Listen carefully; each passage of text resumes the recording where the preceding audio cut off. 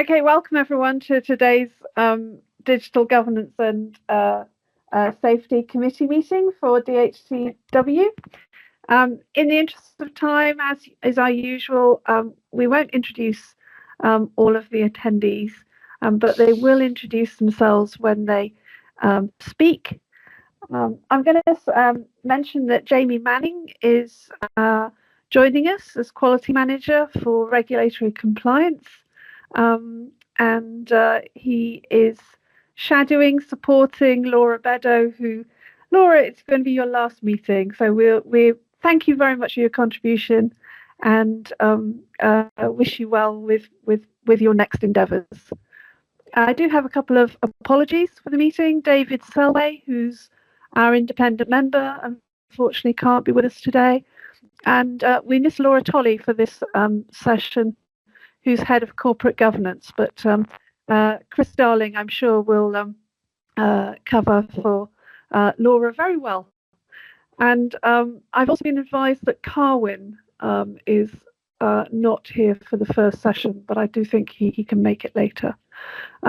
Later on, there will be a private session of the Digital Governance and Safety Committee. We hold private sessions when we need to discuss, as we regularly do, matters which we need to be confidential. They mainly relate to cyber security, and certain aspects of those conversations need to be held privately because we don't want bad actors to be helped in any endeavours they might be using against the NHS in Wales, and we want to keep everyone's information safe. There will be an abridged version of minutes of the private session, which will be reported on in the next public session, and all of the committee papers have been uploaded to the Digital Health and Care Wales website for members of the public to access. This meeting is being recorded and will also be posted on Digital Health Care website. So if you're joining us and watching the video, thank you very much for your interest. I don't think we're being rebroadcast on Dave yet, but we appreciate your interest. There'll be a short comfort break of 10 minutes at 2:15. And finally, the public part of the meeting is scheduled to run to 3:15, providing the chair keeps to time. So with the formal opening out of the way, let's move to declarations of interest. Are there any declarations of interest? No, let's show that we don't have any declarations of interest. And are there any additional matters that need to be added to today's agenda that I haven't been made aware of? No, excellent. So let's move to the part 2 of today's meeting, the consent agenda. So all of the papers relating to the consent agenda was circulated in very good time for the meeting. Thank you everyone for preparing the papers today and circulating them well ahead of time. I haven't received any comments on those papers ahead of the meeting, but can I ask if there are any comments that anyone would like to raise now? Okay, well, in which case, specifically, I'm going to ask, can we approve the minutes of the last meeting? Everyone happy to do that? Good. Let's show that we've approved the minutes of the last meeting. And I'm also going to ask you to note the forward work plan. Everyone familiar with that? So moving into the main agenda and the action log, there were 2 items, actions from the last public meeting on the log. One is complete and the other is underway. So thank you for progress on those actions.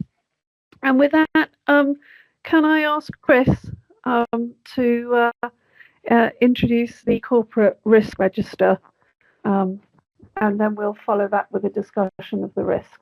Thank you, Chris. Thank you, Chair. Yeah, Chris Darling, Board Secretary at Digital Health and Care Wales. Chair, just to say, one of the actions from the action log we're going to cover now on this agenda item. So we've marked it as complete because it's been agendaed, and we'll have the discussion. It was around the deep dive request on the 2 information governance risks, which we'll come on to shortly. So just to quickly run through the paper, from a corporate perspective, the corporate risk register has 20 risks currently on it. As colleagues will be aware, we have a committee assignment approach, so risks relating to areas relating to the digital governance and safety business are assigned to this committee. So there's 9 of those included in the risk register, 3 of which will go to the private session because of the nature of those risks. So there's 6 today in the public session. The 2 information governance risks I'm going to pause, I'm not going to cover, and I'll bring Darren in shortly just to talk through the deep dive papers that have been included in the pack. There's then a number of other risks I do want just to cover from a DG&S perspective. The first one I know you'll be very familiar with, which is 0300, the Canis screening and palliative care risk. But it's also something I know Ridian has been quite strict on in terms of the mitigation and when we get to a point where that risk can be removed from the corporate risk register. It's been long standing. There has been some good progress made in terms of mitigations. But Ridian, can I just bring you in terms of the current status and the target we're getting to in terms of mitigating that in its entirety? Thanks, Chris. I mean, as colleagues will be aware, the legacy issue of Canis presents some challenges for us. We've managed to transition the cancer service from Belinda off it. The palliative care community are now off it, and I'm pleased to report that colposcopy life services are off it. So our dependency on delivery of care has now been removed. However, there's content and data within the product, and there's some transition as patients started their care journey in Canis that needs to complete as we transition across, particularly access to the data for reporting to national audits, quality improvement and service understanding. So I would be grateful, Chair, if you would keep it there until I'm able to assure that the risk is negligible. And to do that, I'm informed that we need to completely remove the front end to users. I can reassure the committee that the actual data is on different platform and is being secured in a different way for the legacy as required. Thanks.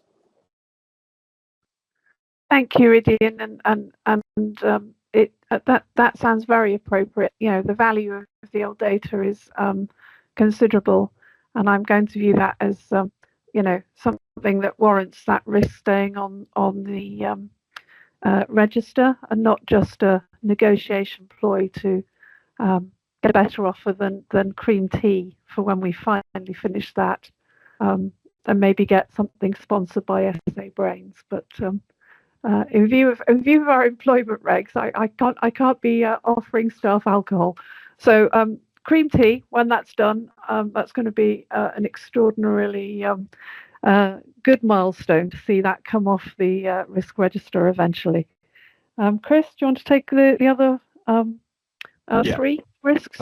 Thanks, Rowan. Yeah. So the next one, 336, which is the audit plus withdrawal of contracts. I know Rachel Powell, who's on the call, I think.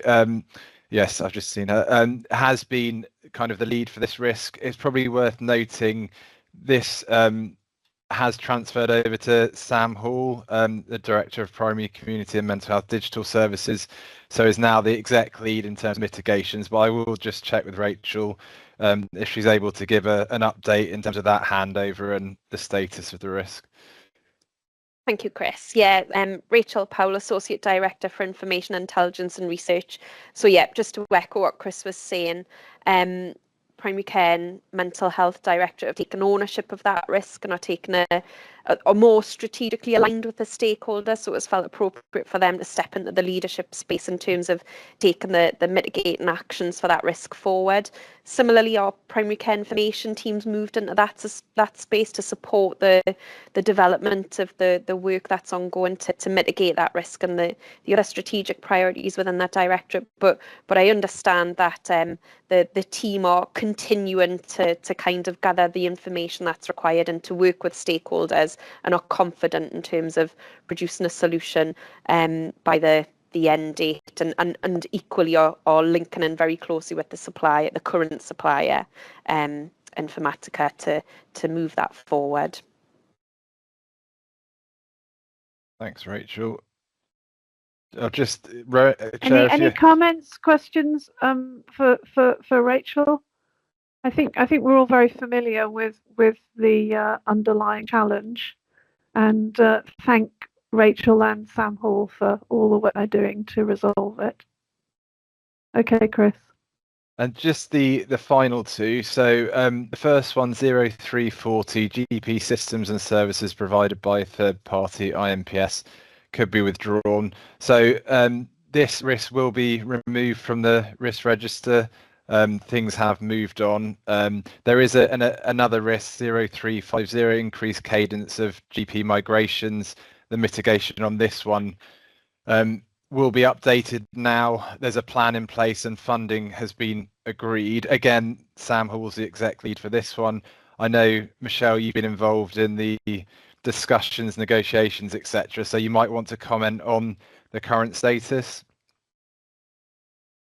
Yeah, happy to. Thank you, Chris. So Michelle Salm, Director of Programmes and Engagement for DHCW. So yes, it's turned out to be quite a drawn-out process in terms of the GP systems when the provider went into administration. So the assets of the supplier have now been acquired by One Advanced, who are a company who are known to the healthcare sector and are known to us in Wales.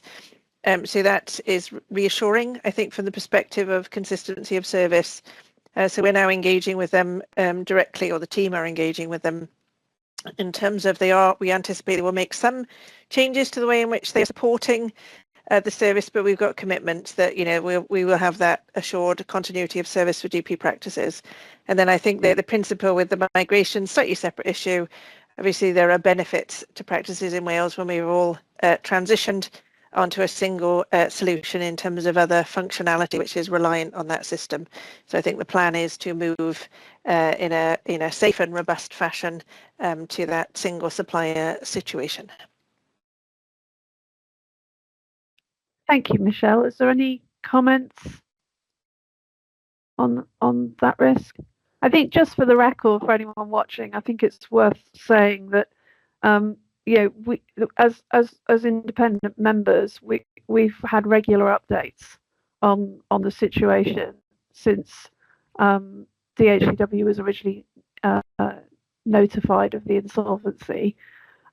It's been a really complicated challenge to solve, where we haven't had a lot of levers that we can control, and I just want to say thank you to the exec team for all of the hours, because there was a lot of potential scenarios to consider here, and for the communication with Welsh Government, because we've needed the whole system support to be able to respond to a difficult challenge. These things do happen, particularly in the current economic situation. So I just wanted to say thank you as well.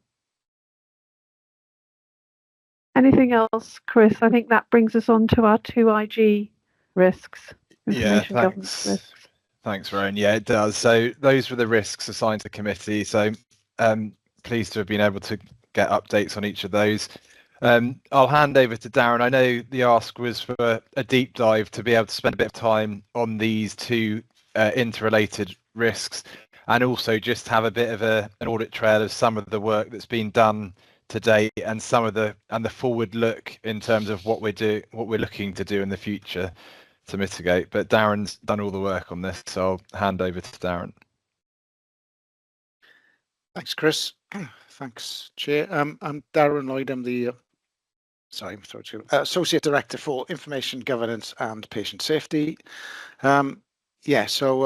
Committee will be fully aware that these are two long-standing associated corporate risks, and in many terms inextricably linked, because the one DHCW 263 and 320. 263 about Digital Health and Care Wales statutory functions and its ability to collect, process and disseminate Welsh resident patient data, and the other one about being transparent about part of the role of DHCW and the wider system on the usage of that data, and what some of the identified areas of both guidance and policy need to support in order for those things to coalesce together and be a coherent and a, like I say, transparent set of actions both DHCW and the wider service needs to consider.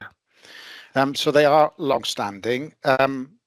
Some committee members might remember or might recall, but I'll go through it, that indeed a letter from Digital Governance and Safety Committee came via the then chair on the 6th of December 2021 with a response from Welsh Government on the 10th of February and a subsequent re-response from DGNS on February 2022. So we are now in 2025, and so these corporate risks are still stand with a very similar narrative to them. So the comms are very familiar to this organisation and to subsequent organisations as well. It isn't necessarily about this statutory organisation, but other organisations that come before that. And some of the, I suppose, the challenges in the system where either policy or guidance needs to be very clear about those roles and responsibilities, and particularly DHCW's at this moment in time, because it's built into the DNA of its functions to do that collection and to do that dissemination of the patient data. And as we know, that collection comes in many different forms. And at the end of the day, we have to ensure that those functions are fully understood, because the service and then the wider patient population need to understand what that actually means. So we've gone through a series of iterative conversations with the likes of Welsh Government and the service, from sponsorship from the committee, also sponsorship from the service as well, and executive leaders spotlighting particular problems in the system, because we are simply not benefiting from the investment and in the infrastructure and those areas where effectively we need a stronger direction to actually process more really important patient data, not necessarily in the direct care context, but certainly in the indirect care context, where we have to, health improvement and health and understanding the journeys of the patients whilst they're within NHS Wales and wide into health and social care is just as important as some of those direct care interventions. And so the roles and responsibilities of organisations like ourselves are absolutely vital in that. It's not just ourselves, because it covers off other centralised functions as well. Those supported like shared services, those like extremely important public health functions, and some of the other services that are operated outside of other health boards and other trusts and other special health authorities as well. So both of them are very long-standing corporate risks that we keep spotlighting. Again, communications from chief execs within health boards and trusts to Welsh Government about some of those challenges and problems that are inherent in the system. There's been a particular spotlight on primary care data, a spotlight on the fact that in order to understand the whole system, we need better access to primary care data and across that primary care envelope as well, not just general practice, but also community pharmacy, dental, optom, because if we're looking to push certain services out into other NHS providers of care, then we need to understand what that journey looks like, and the data is absolutely inherent in us understanding that journey. And then it comes back to understanding what the functions are for organisations to facilitate that, and how we need to be transparent about those journeys of that data. So we find ourselves coming back around similar loops all the time in terms of trying to get some impetus in the system and the service to start flowing data in a more coherent way. There are certain responsibilities of government, responsibilities of statutory organisations ourselves as well, to be part of that system to be solution. Some of those of government in order to be transparent with the likes of the Information Commissioner's Office in terms of what new collections or established collections need to be need to go through the system, and also then other responsibilities as well for every organisation to be transparent, to be open about the use of the data. So that's a bit of a potted history. I will declare the fact that back in 2016. We knew these problems were coming along. Some of this was because of changes in England prior to 2016, actually, with the intervention of Health and Social Care Act of 2012 and the establishment of the then Health and Social Care Information Centre, and setting the precedent of how functions like central administrations like ourselves needed to be better described in law. But certainly in terms of the clear and present danger that was coming towards us from a Wales context, because we didn't have equivalent law, that was spotlighted in prior to 2016. So we've kind of understood how this journey's come and why this journey at this moment in time is so critical to the likes of our organisation and other administrative services as well. We simply have to get a handle on describing better and describing better the functions of this organisation, directions required by Welsh Government, but also policy setting as well that actually demystifies to a certain extent the roles and responsibilities of ourselves and other organisations. From my perspective, well, from an information governance perspective, then there are gaps in policy areas that we simply have to understand where the challenges are. Things like roles of Caldecott guardians, national approaches to opt out of individual patients' rights to data being used, aspects where there's been some clarity in other administrative services, but not necessarily within the system within Wales, and all of those help to actually clear the I suppose some of the barriers that appear when we're trying to achieve this a common goal, which is to support the patient through the journey of the NHS, through the data that we need in order to do that. So it's a long-standing set of actions, and we have supported the service and Welsh Government as well to understand some of those challenges through our own functions.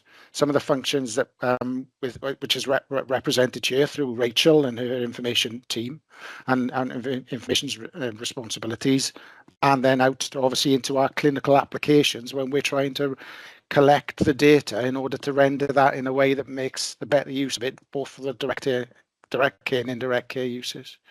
So it's multi-layered in order to try and mitigate both the functions of a very important statutory organisation like DHCW, and then to allow the system and the public to understand how that function is being used and how the data is being used.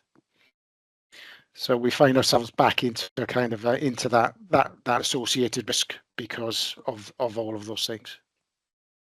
Okay, Darren, I think that's a useful overview. If I could just sort of drive to a bit of a discussion on this, because we often talk about the public in Wales understanding why information governance is so important, and how the absence of clarity on some of these things adds additional work within our organisation and the wider NHS to agree piece by piece how certain information flows will be accommodated within the law, which in an ideal integrated system would flow seamlessly, so patients would have a better service, but also that better service could be achieved more quickly. And I think the point that you were making, it's not just about direct care, it's about the opportunity to learn from the data, to spot opportunities to do things better, that to some extent become throttled, slowed down by the lack of clarity. And all of these discussions, we bring them up at each meeting almost, to keep a spotlight on them. But they can feel very esoteric, and it can maybe feel like lots of different parts of the NHS not being in agreement. But actually, we're all trying to work together, and we're all ensuring that we protect patient data. But it isn't satisfying to always be in this situation. So there's a huge opportunity here, if we can achieve clarity of policy, for everyone to join hands and move faster together, I suspect. Ridian, do you have any examples as a Caldecott Guardian of some of the considerations that you're sort of working with on occasion in the current situation? There are. I'll go back to the basic principles of collect, store, share. There's very little point in storing something if you can't share it for direct care, and it's not helpful if, when you do store it, you can't collate it, mash it, analyze it for understanding what the service is doing, how it's doing, and what impact it's having on patients. That's how you get to a sort of prudent, cost-efficient health service, isn't it? So the specifics, no. The principles, we'll only truly know how well NHS Wales is performing when we have all the data in the right place, in the right format. And that is definitely our ambition. The delivery of a joint data agreement is part of that journey. Of course, just because you've got an agreement to put the data in the platform doesn't mean everyone will. And it doesn't mean there won't be potential work for us to do, whether that's, and now I go a little bit off track here, the API, the technical, the messaging, the information standards, they're varied across our suppliers, both commercial suppliers and those partners with in-house built things in the system. So it's complex, isn't it? Yeah, and it's fundamental to the organisation being able to operate against its reason for being. Darren, just to make another point, Rowan, as well, in terms of I think it was in my lifetime probably about 25 years since we've had a statutory organisation with these functions, because ordinarily these type of administrative functions were held under organisations such as Pwyllgor NHS Trust, which was absolutely fine, which was a really good arrangement in terms of those things. But to have a special health authority now with defined functions, or all quite broadly defined, and with that ability and having that level of responsibility in the system, we simply need to get that working, because that's been a 25-year journey to go from one statutory organisation with a clear responsibility to another statutory organisation now with some of those functions described. So we're simply not sweating the asset of the commitment that Welsh Government has put to create another statutory organisation in the service.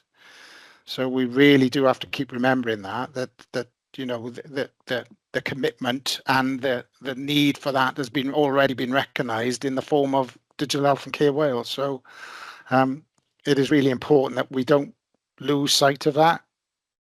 The requirement for Digital Health and Care Wales came out of a number of different reasons, and primarily in order to support the system to understand the data. And if we're not capitalising on that, then that's been that becomes a very difficult conversation. Yeah, it's a lost opportunity. Yeah. So sorry, Chris, you have your hand up.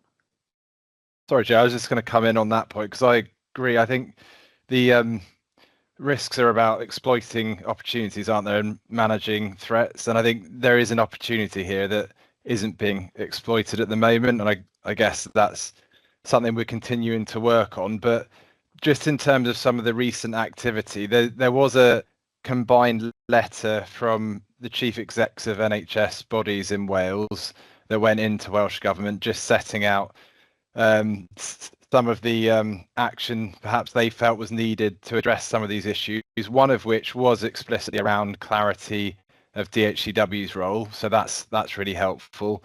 And I think and a response has gone back, which included that Welsh Government were looking in detail and consulting the legal team in Welsh Government around our role. I don't think, Darren, you will know more than me, there's been anything subsequent to that, but that's some progress in that it's now feels less of a DHCW organisational issue and more of a system-wide issue, which I think is probably helpful. But Darren might know more.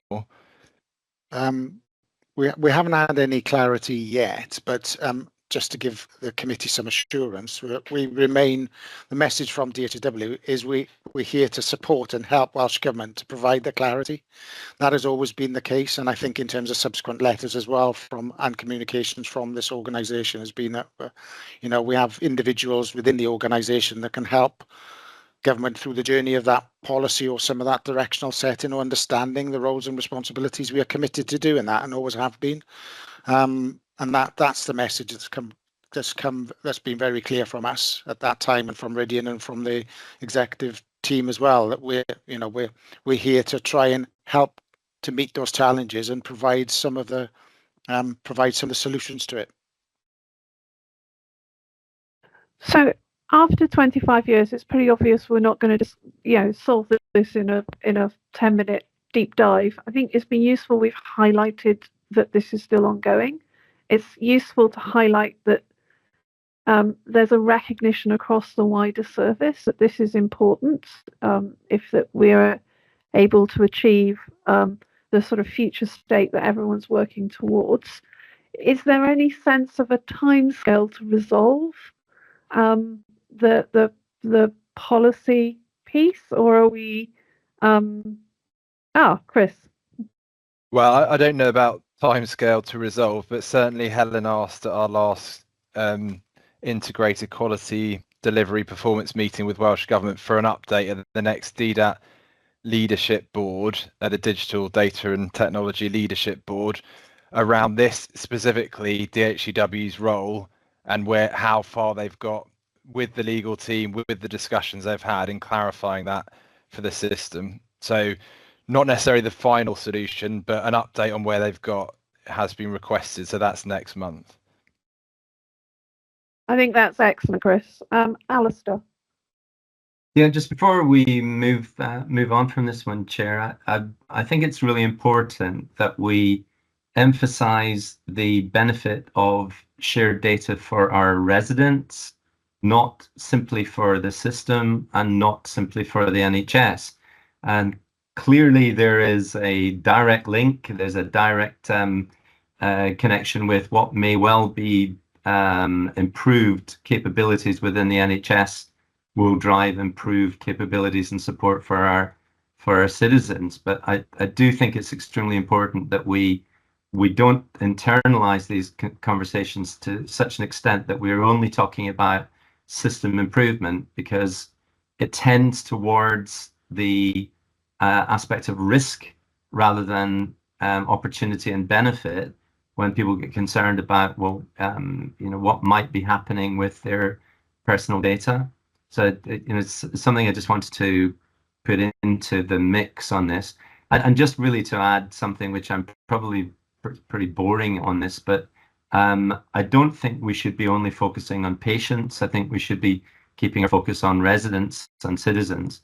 because we want to minimize the number who become patients, and the advantages and benefits of shared data can clearly be in the maintenance of good health, as opposed to simply managing concerns when they materialize within our system. Just other points, Chair. Thanks. I think that's a really valuable contribution, Alistair, and also, residents who perhaps aren't receiving care in primary or secondary care, but are receiving sort of care in within their community, social care. Those organisations legitimately might need to have access of some part of a health record, and all of those things are encapsulated in this discussion. So I think very valuable point. Chris, can I ask, just as we sort of close off this discussion, is that there is some conversation about within the organisation on how we capture the benefits piece and the opportunity story, and not just risk of non-compliance with ICO, because I think that painting that picture is so valuable to government and provides a prize at the end of resolving this, rather than just checking a thing on a very long list of things that they have on their plate right now. So I think that was useful. Thank you very much. And is there anything else? I think that's all of the risks covered for this part of the discussion. So thank you very much. In which case, we're going to move on to part 4, which is the assurance agenda, and delighted to ask Keith Reeves to lead this off. Hello, Keith. Thanks very much, Chair. So I'm Keith Reeves. I'm Service Transition Lead within the Service Management Department.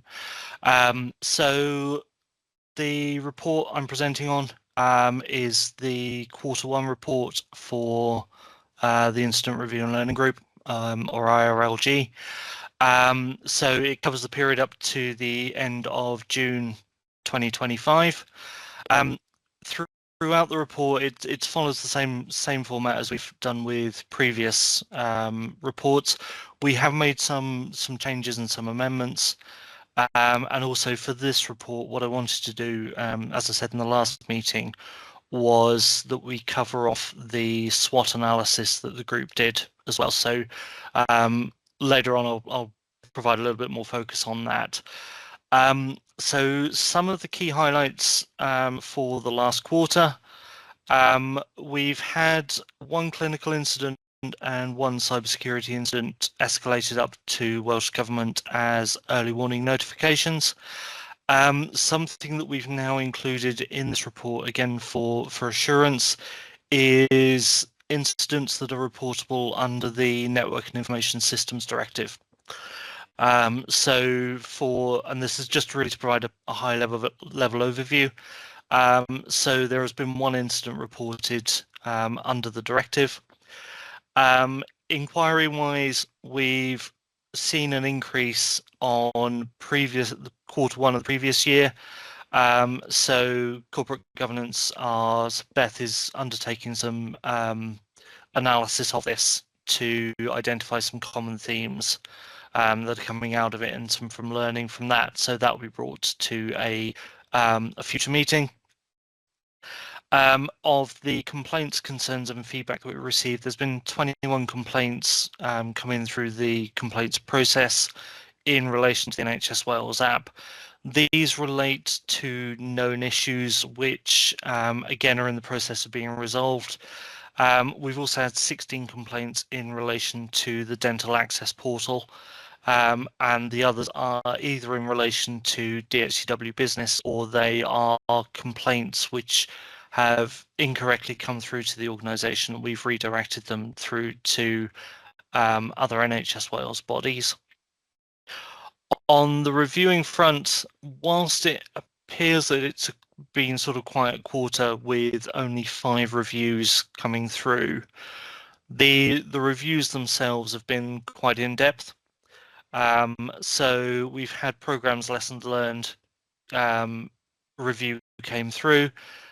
We've also had a couple of technical reviews and then some other reviews. And the summary of those, one was around the IRLG SWOT. We've also had reviews around an incident related to the Welsh Clinical Communications Gateway and one related to the Welsh Hospital Pharmacy Stock Management System.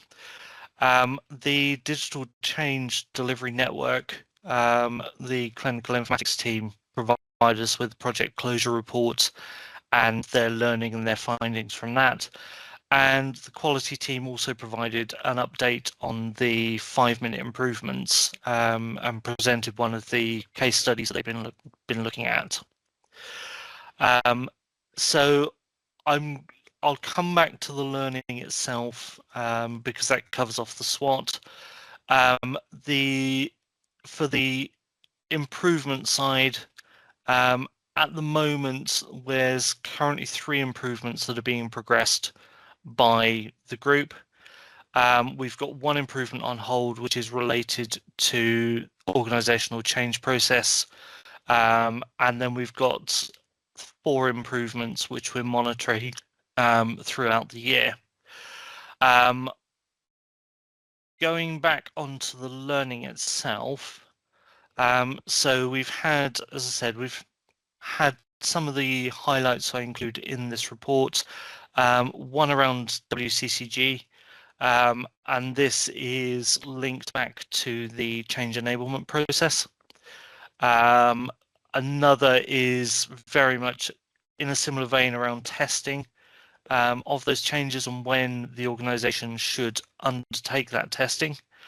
And then finally, there's one around the reconfiguration of the server farm and where we're able to disable any faulty servers immediately so that users are then redirected onto the working servers. For the Digital Change Delivery Network report, and this was a really, really good report from the Clinical Informatics team. Whilst this is only a very, very short summary, they've identified some improvements around reflective learning. They've identified sort of the positive takeaways from this as well, and also from learning around project management and how they've undertaken the project, which we've then taken away, and that can then be some of the findings from that can then be embedded within further projects that the organisation does. The area that I want to sort of focus on for today was more around the SWOT analysis that the group did. So last quarter, or the last meeting, I sort of alluded to this quite generally, and we've done some further analysis around it. So the approach that we took was that we first started with a general survey, just in 3 or 4 different questions that we asked the group. The group themselves, they felt that the effectiveness of the group has been really, really good. There's some areas that we can still improve on around the learning itself, and also making sure that the group has an effective structure to it. But there's a lot of focus around the reporting and the reviewing side and the opportunity for everyone to be able to engage in the meetings. And I think that sort of shows within the graphs that I've included within the report. Deeper dive into the SWOT itself, I think the key strengths of the group is that we've got the reporting embedded within the governance structure, and it meets the standards of the scrutiny from this group, and also from the execs as well. The group itself, we've created a very, very safe environment for transparent reporting. So we had a couple of regular attendees there, and they felt that it's an area where we can sort of identify and agree on the learning opportunities, and to also be clear enough that we need to recognise where we can improve. and that there's different perspectives from within the group. So we've got a wide variety of individuals from across the organisation representing their respective teams. But having those different perspectives means that we can have appropriate questioning and appropriate challenge with individual subject matter experts who can then suggest improvements. So it's not necessarily all about the technical. We're focusing on the wider organisation and how that works. Weaknesses. We had questions around, do we have enough technical challenge and scrutiny? So this was from one of our regular attendees who is a reviewer. They said that they come to the meeting expecting to be asked a lot of complex questions, and sometimes they don't get that questioning. So we've taken that on board. We have come back to them and gone, okay, we'll be scrutinising your reports more and more. They seem quite comfortable with that. We've identified a weakness around external reviews. So there have been occasions where there's been an external review undertaken, not necessarily including some of the stakeholders or coming to review by RRLG. So it's identified a gap in the process. And then also weaknesses around some of the technology that we're using. So functionality within the quality management system is not necessarily being used by all areas. And there's some difficulties in using some of the functions. So that's something the quality team have taken away with them. And then lastly, on the opportunities and threats. So opportunities, we've got an opportunity here to actually standardize the ways that we promote the learning. So this is feeding into other areas of the organization, working with the communications team. So we now have full-time members on the group itself. We've also looking at an opportunity around peer review prior to presentation. So with a wide variety of reviews that we get, there's not necessarily a standardization in the approach. So having that peer review means that we can do some further questioning before the group to ensure that we're having that technical scrutiny. But also with the nature of the group is more succinct reporting so that we can aid decision making. So we're looking at the introduction of, in the same way that we do with a lot of the other governance meetings, of having a cover sheet approach that summarises the report and the decisions that are required, but then having that report as part of the appendix to be read prior to the meeting itself. And then threats wise, there are times that we try to do too much at once. And so we're looking to lengthen the meeting time, but also make the agenda more succinct, with the onus on staff to come to the meeting prepared. And within the meeting itself, time and capacity taken for reporting can dilute the importance by the time it's seen. So there's been instances where we've had reviews coming in which happened maybe 3 months prior that haven't come to a meeting because of timing. So there's that lag in review or the output which could translate to outdated or irrelevant information or actions.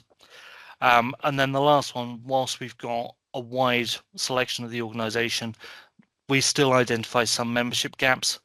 So when we do that, we're undertaking regular reviews of the membership and the availability of staff to attend. I think that's everything that I wanted to cover off for this quarter. One thing I will say is that I did present this we had an external ISO 20000 audit. So I have presented this also to the auditor, and they were quite impressed with the approach that we're taking, not just with IRLG, but also with the other areas of the wider organisation. Any questions? Yes, and I know Alistair's been waiting patiently, but I didn't want to interrupt you because you're in full flow. So, yeah. Alistair. Yeah, no, pleased. I was not to interrupt you in full flow, Keith, at all. It's just really to register a couple of points. First of all, thank you. And it's It's reassuring to see the amount of activity that we maintain our focus on for something that is so important. Necessarily, we're focused on, if you like, the what and the how, but not necessarily the why. And given that this is a public agenda and public papers, I do wonder whether or not it would be worthwhile attaching a log of significant cyber attacks that have disrupted and caused the kind of mayhem that they can do as the reason why we do all this. I'm conscious of, for example, the report last month that concluded that a patient's death was directly attributable to the ransomware attack coming from the Synovus patient data theft, ransomware connected theft from King's College and St. Thomas's last year. It's not a technical internalized matter. It's something of enormous importance. So it's really just the suggestion that we might want to think about attaching a short, brief log of any major attacks and the consequences of them, not necessarily only confined to the NHS within the UK, but potentially others. And clearly that could become a massive exercise. I'm not suggesting that, but it might be to maintain the focus on the why we do all this, and why it's so important that we maintain our focus on this. It might be useful to add that in the future. But thank you, Keith. Yeah, no, I'll just I'll probably bring Mark Edwards in as well. But I think it's a really, really good suggestion and something that we will take on board. I think it's also that perhaps seeing that report, the report of the Synovus attack, and bringing that back into the group, so it sort of goes back to the external reviews. It's identifying the external reports that are out there to see what we can learn from what's going out in sort of the wider world. But Mark, do you want to come in as well? Yeah, thanks very much, Keith. And yes, I completely agree with that, Alistair. It'd be good to keep and publicise a record of cyber attacks. Although I do suggest anything for the NHS in Wales, we put into the private session, just to the nature of what the attacks entail. And just for your assurance, we do track them, particularly the ones that affect us, and they are monitored by the Cyber Resilience Unit, which we host and then reported to Welsh Government and Service Management, as Keith just mentioned. So we do have a record of them, and external attacks are also, we're very keen to keep track of what our colleagues are doing in Scotland, Ireland and England in particular, and regular collaboration with them on the attacks that they experience. So yeah, we do already do this. I'm happy to provide a report on it. Yes, and more generally in terms of the threat, the US Department of Health and Homeland Security maintain a list of cyber and HIPAA non-conformances, which is quite useful for monitoring trends. So thank you for that, Keith. There were no matters to escalate, so I think we can accept the report for assurance. Thank you very much. And then if I can ask Darren to present the Information Governance Assurance report, please. Thanks, Rowan. I won't go through it verbatim, but I'll just spotlight a couple of areas. As you know, we've got it split into a number of key aims and functions within our organisational responsibility. Appendix A talks about our actions against our compliance against the Information Governance Toolkit for Wales for our submission for 24-25, and some areas for improvement. Some small areas for improvement and some of the actions where we are increasing kind of the awareness of information governance inside our statutory organisation, and then recognising a little bit more work on our external facing transparency elements around some of our publication scheme requirements under the terms of the Freedom of Information Act and some of the ICO's responsibilities as well. So so a good outcome really in terms of our assessment against the IG toolkit, with a couple of smaller actions for improvement effectively. So that's Appendix A. Appendix B detail some of the activity around some of our data protection impact assessment responsibilities.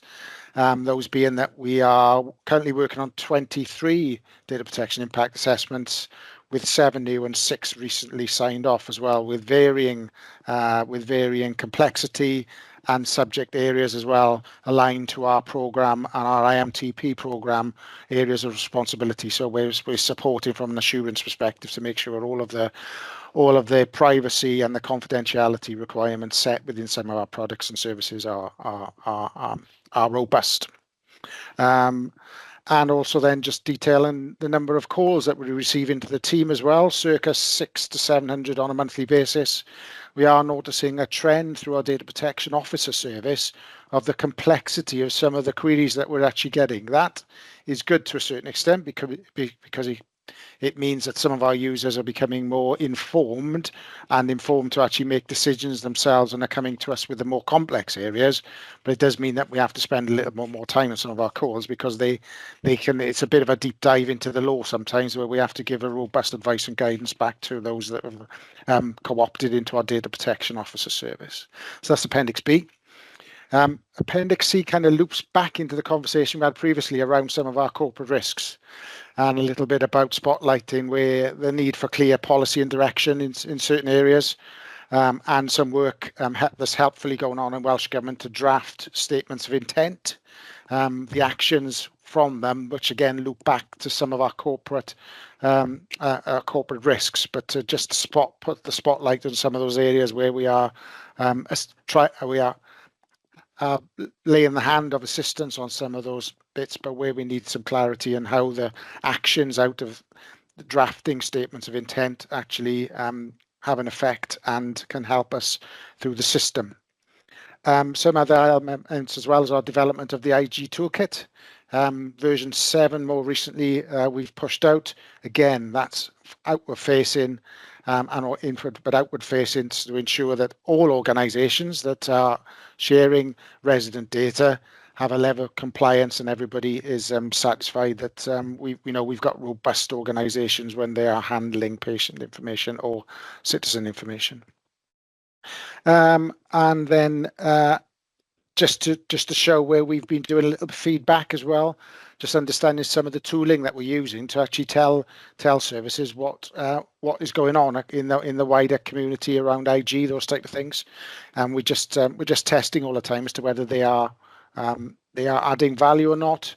Pleased to say that something like our e-alert, which is just a very small summary of the things that are going on, is still very much supported out there in the kind of the wider service, and some really good feedback. So we're varying how we'll do things with that a little bit, but suffice to say that we're very pleased that we've got a good response back from those. And I think that was about it in terms of just a snapshot of the IG report, unless there's any other questions. And I think that was excellent, Darren. One quick question stroke confirmation, the increased complexity of the data protection officer as a service, if you like, that you're offering to GPs. Is the current fee rate that the GPs are paying covering enough staff to be able to accommodate those more complex questions? As it currently stands, yes, because the service does, to use a common term, washing its own face. So it means that we ensure that we are, we are clear in terms of our role responsibility, the SLA that we provide actually to the DPO, those that are subscribed to the service. And just to clarify as well, Rowan, it's not just general practice. We actually onboarded community pharmacists as well. So we have a circa about 100 community pharmacists that deploy into the service as well. So we're kind of expanding across that primary care context of delivering the services, where again we've had previous discussions about trying to understand how the shift left or shift right to those services support the patient need to come with all of that tooling and that support. So yes, so the complexity is increasing, but we're meeting the demand of that with the current profile of the service. Thank you very much. If there are no more questions, I think I can't see any. So Thank you, Darren, and we'll note the report for assurance to the committee. And if I can ask Rachel Powell to present the Information Services Assurance report, please, Rachel. Thank you. Apologies for my cold, everyone. I'm trying to keep turning my camera off when I need to blow my nose. Apologies if I sound a bit sniffly on the call. Similarly, I'll just take through some key points within the document, and obviously the papers have been shared beforehand, so I wasn't proposing to take you through it line by line. But if I can pull some of the key elements of the report from the Information Assurances document, and just to remind colleagues, that's in respect of the acquisition, management and reporting and sharing of information and data and the assurance around that. So members will be very familiar with the information and analytics strategy that was developed last year, and that was translated within the IMTP, which we've constantly reported good progress against meeting the milestones, and certainly for the last quarter one, we delivered all milestones within the timescales in respect of that 4.2 value from data portfolio. At the last DGNS committee, we also presented the Information Intelligence and Research annual report, which contained data and information from both portfolios 4.1 research and innovation and 4.2 value from data, and the progress that we'd made in respect of the last year against the elements within those two portfolios. That annual report's been approved by Management Board, it's been translated into Welsh, and it's been shared with stakeholders and is publicly available on our websites now, so we're socialising that and sharing with stakeholders as well. We've also done quite a lot of work across the organisation actually, but certainly my team's been working closely with the performance team in terms of improving how we report some of the usage of our information products through the monthly performance reports that get reported up to Management Board. So that's useful to see, because we not only do we report on the development of information products, but we're starting to be a little bit more transparent about how those data products are being utilised and what those usage stats look like, which I think is important to be clear about that as well. So just in respect of information assurance then, since the beginning of April, the ISD Assurance Group have approved 9 assurance quality plans, reviewed and approved 9 assurance quality plans, 1 request for change and 7 safety case and readiness reports.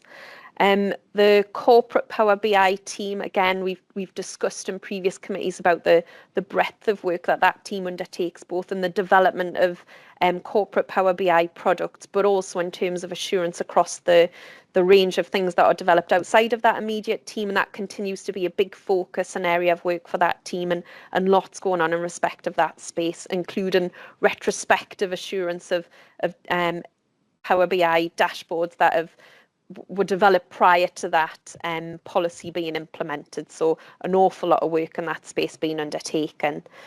And then just in terms of some key developments, just to pull out just some examples of activity that's been taken forward in the last quarter. We've got a cancer dashboard that's displaying colposcopy data now. The corporate Power BI team have also developed some tooling in respect of support and automation of shortlisting. And again, in the information space in particular, we undertake a lot of recruitment throughout the year. Sometimes we get in excess of 500 plus applicants for certain roles, so we needed to look at really sufficient ways that we could support shortlisting for those positions, and the team's been working hard on automating processes and sharing that across the organisation. We've completed the year-end reports for the GMS for the 2024-25 GMS contract. We've developed a report for high value measures in conjunction with Welsh Government and their requirements, and the palliative care PROMs visualisations are now available within Welsh Clinical Portal as well. There's a risk reported within the document as well, which again aligns with what I was saying with what the corporate Power BI team are doing in respect of assurance of all data dashboards that are produced utilising Power BI, and yeah, that's being managed and mitigated quite thoroughly, but just for noting. So yes, just asking the committee to note progress against that report, please. Thank you, Rachel. Does anyone have any comments or questions? I think just one area, Rachel, it'd be useful just to get a little bit more colour around is this sort of movement from the corporate BI dashboards that were produced prior to the policy being accepted, because of our users, I think you've got 81% have completed the training. Do we have a timeline for those training numbers to get up, and indeed a target for what we would expect people to our user base to be running at in terms of training compliance? I don't think there's a timeline as such, Ron, other than we're working obviously to get 100% of users, compliant with that training, and the team's working hard to get that done as quickly as possible, and trying to get a grip of who those users are as well, because some of the licensing arrangements we weren't involved with prior to our involvement in that. So sorry, that happened prior to our involvement. So it's trying to retrospectively get a bit of a grip on that, but no, I don't have a time scale as such, other than as soon as possible. Sure. And how are we sort of supporting people to make the most of Power BI? Because it's a phenomenal capability that's available. Is there any plans for sort of, best practice, or for some of the Power BI across users across the service to come together and sort of showcase some of the capability? Anything like that? Absolutely. So we've got that Power BI assurance framework that we share with everyone to kind of share some of the expectations and standards in terms of developing your own products.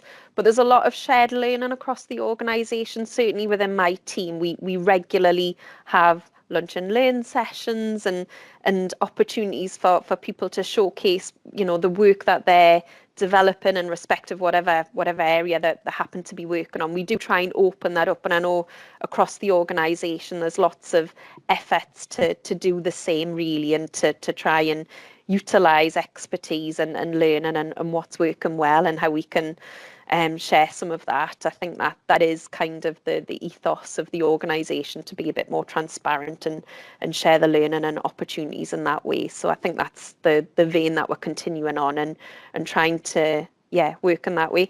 The other thing I would add is that as a clinical directorate, we're developing a comms and engagement plan. And we had a recent away day in July where the teams were talking about, some of the expertise within our teams and how we can work more cohesively as a clinical directorate and Ridian's leadership, but also how we can socialise some of that work, out with and work closely with other teams as well. So we're putting together a bit of a proactive plan how we can take that forward. And I'm sure some of the Power BI stuff will come up as part of that as well. Yeah, and I was struck by sort of 97 Power BI apps. It's already quite a large group of potential apps that are being operated. Is there any do we have a sense of whether we can get on top of assuring the ones that are already being used, as there will be new apps coming along? There's a fourth bridge feeling about some of this in some respects. Do you have a sense that we have enough resource to be able to do some of this important work? I can comment on my area and say that we've, like I said, that there seemed to be a lot of effort in terms of retrospective review and getting a bit of a handle on that, and we are breaking the back on that, and I think we're nearing completion. So I certainly feel comfortable for the areas that we're responsible for. What I would say, and again, something that we picked up as part of certainly our clinical director away day, if you like, is the suite of other Microsoft tools and things that are available to us. And we perhaps do need to consider what the assurance and risks and opportunities are across all of those different product packages, because there's a lot that we can and are using as an organisation, which is great because it provides us many more opportunities to work more efficiently and to communicate across teams, etc. But with that, there's obviously, we need to ensure that we're using things appropriately and within the right within the right standards. And we're just very clear on the the appropriate ways of working with those tools that are available to us. So probably something for us to look into. But we are picking up with the Microsoft Office 365 team as well as to how we can work a bit more closely in that regard.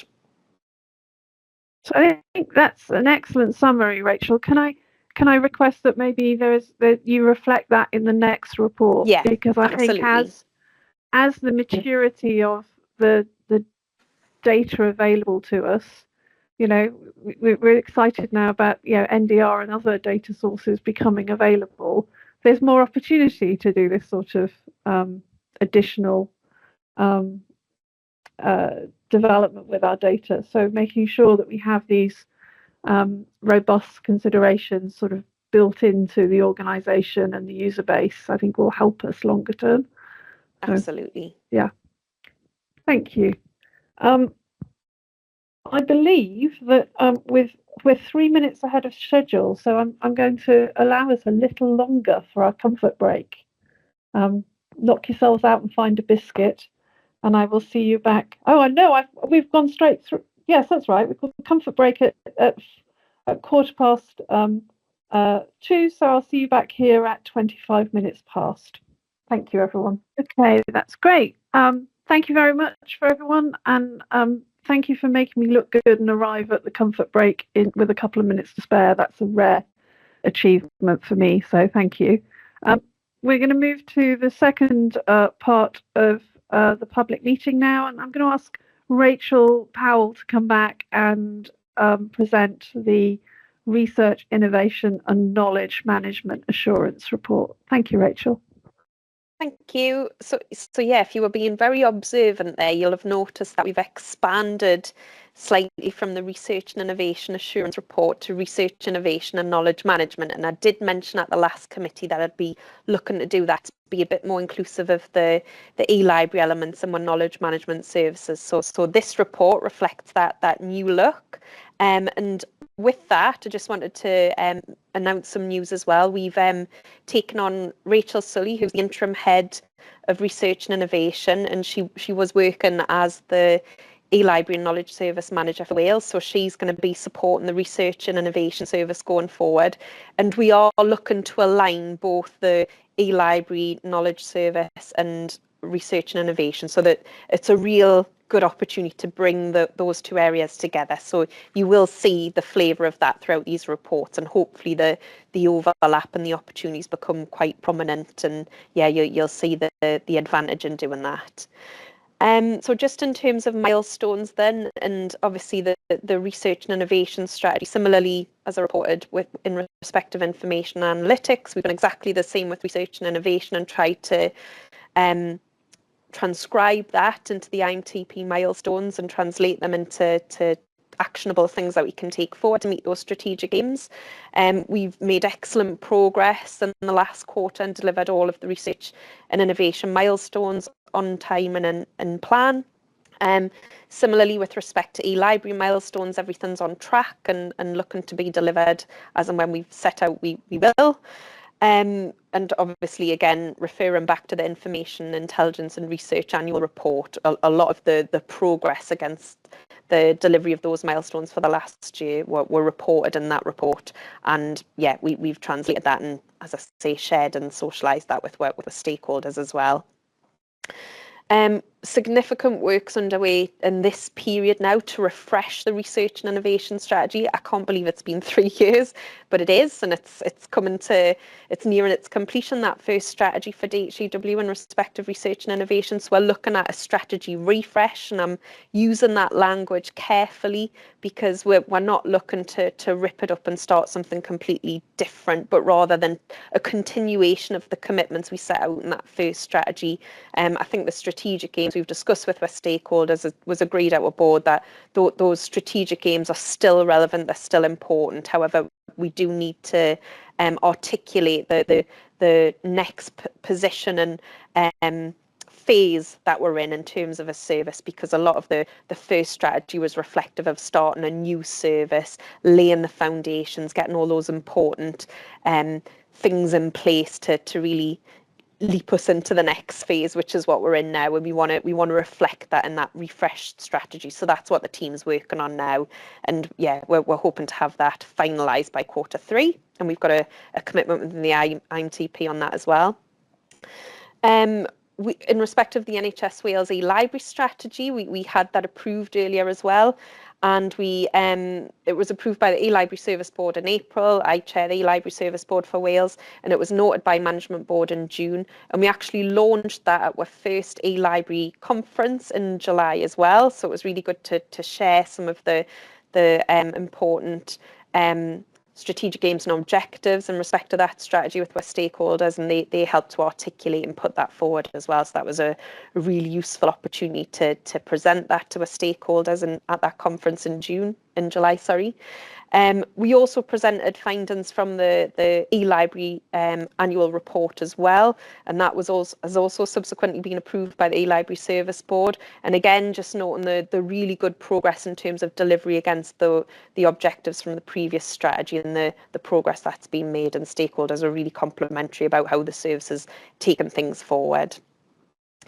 We presented an SBAR to management board on the impact of the US administration on biomedical research, and that was presented in June. And just to note that paper really, and I wanted to just echo some of the comments made in management board in respect of the really proactive work that the e-library service and knowledge management team are taking forward in respect to keeping abreast of what's happening internationally and how that can impact the work that we're taking forward in Wales. And yeah, our team have been really proactive and keeping abreast of what's happening, setting up working groups across the 4 nations to work on how we can come together, share knowledge, and we're socialising some of that with the senior clinical director at SLT to make sure we're keeping abreast and understanding the impact and how that might impact the work that we're taking forward.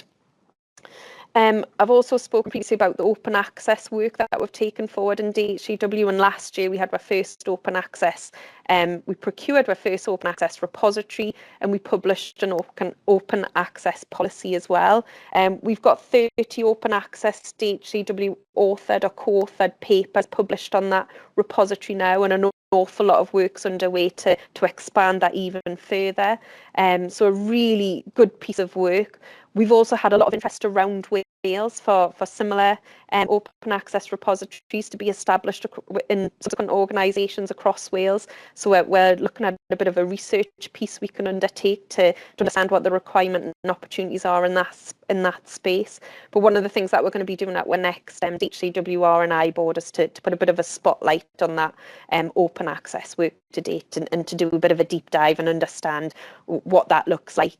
What does open access mean first and foremost, and what opportunities does that present in terms of us really sharing the knowledge that we're generating within DHCW, making sure that we're publishing that wherever possible. And there's an ongoing commitment to step more into that space, and we've defined some clear KPIs and some improvements we want to make year on year to really set the ambition and the standard there as well. Just other key highlights that just very briefly I wanted to pull from the report. We've done an awful lot of work with across the organisation in respect of developing R&I commercial partnership arrangements, and we published our research and innovation commercial partnership strategy, and we've got more robust processes in place now for how we can facilitate some of those commercial partnership arrangements going forward. So that's really positive, an awful lot of work in that space. So yeah, good to see that we've got a bit of traction, and we're not holding up those commitments with partners where we've identified capacity and capability to undertake research and innovation work.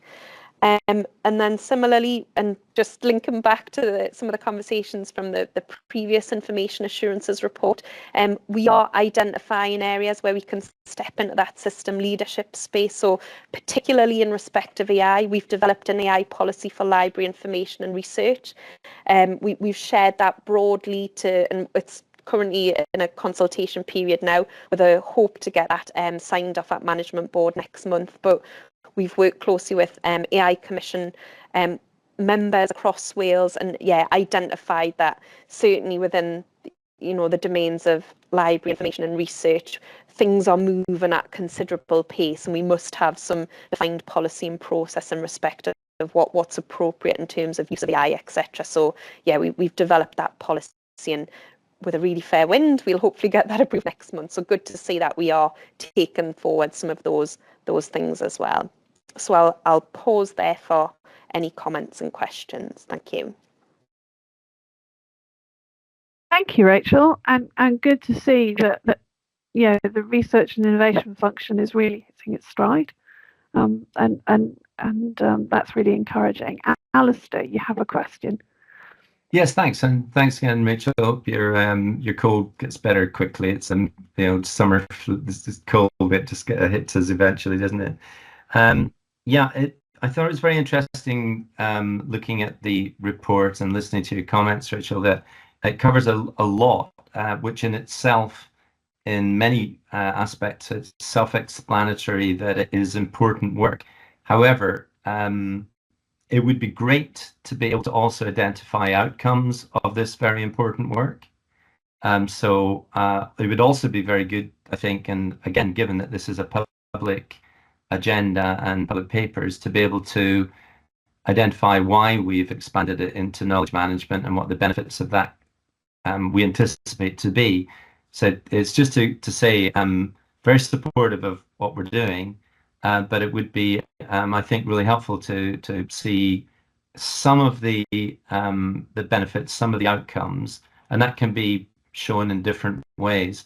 I remember when we had some discussion last year about the e-library, I think, Rydian, you made some very powerful comments about the importance of the e-library and just the extent to which it really made a difference to the support for practitioners in different ways.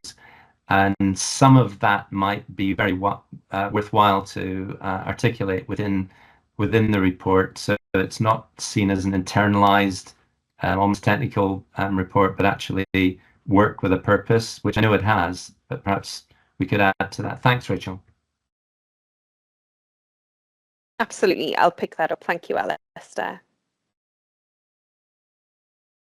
Yeah, thank you, Rachel. And Rydian, a comment or a question?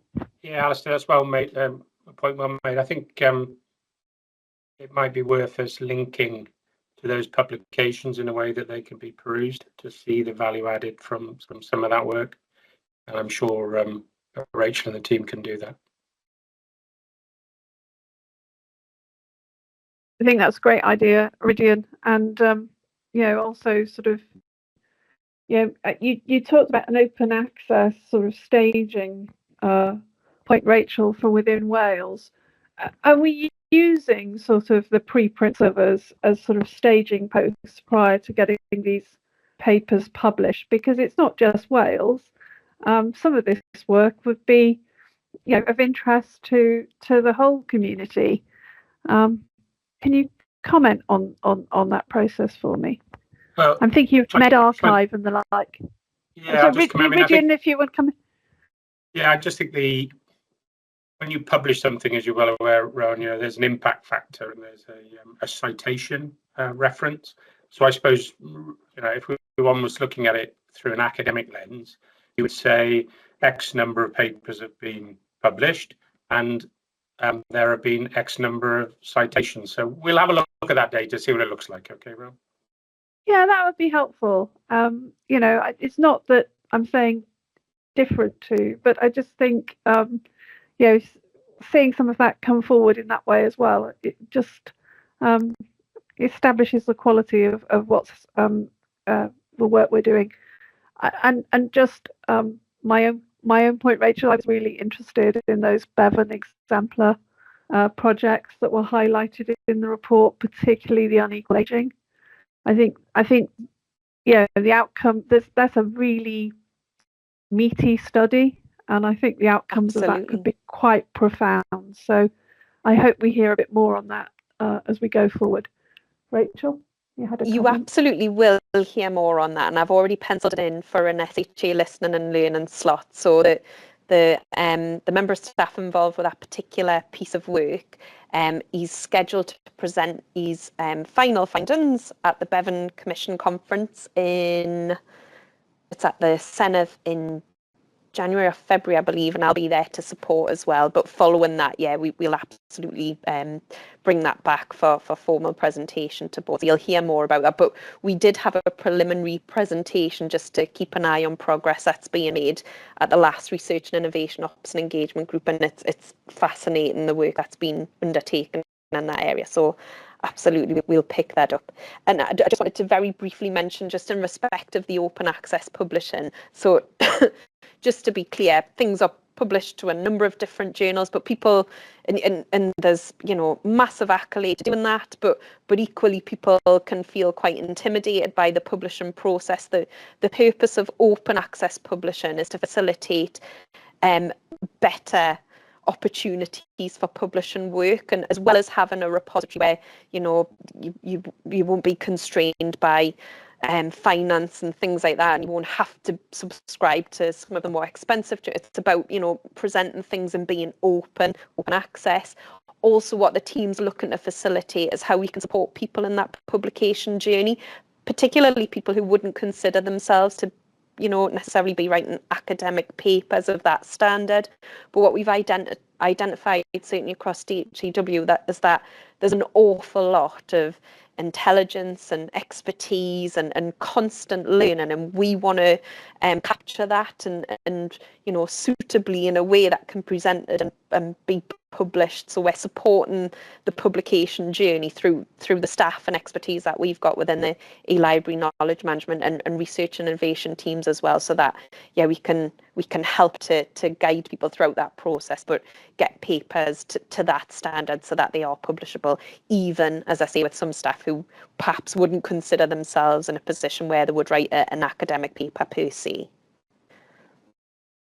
I think bring something back on that. I think that's great, Rachel, and it's a very satisfying process. I know my colleagues had a new preprint up on medRxiv last week, so yeah, we're all very excited. So you know, that's the other piece of the publication. It's the completion and recognition of that work for people. So thank you for that, Rachel. I'm going to note the report for assurance. Thank you very much.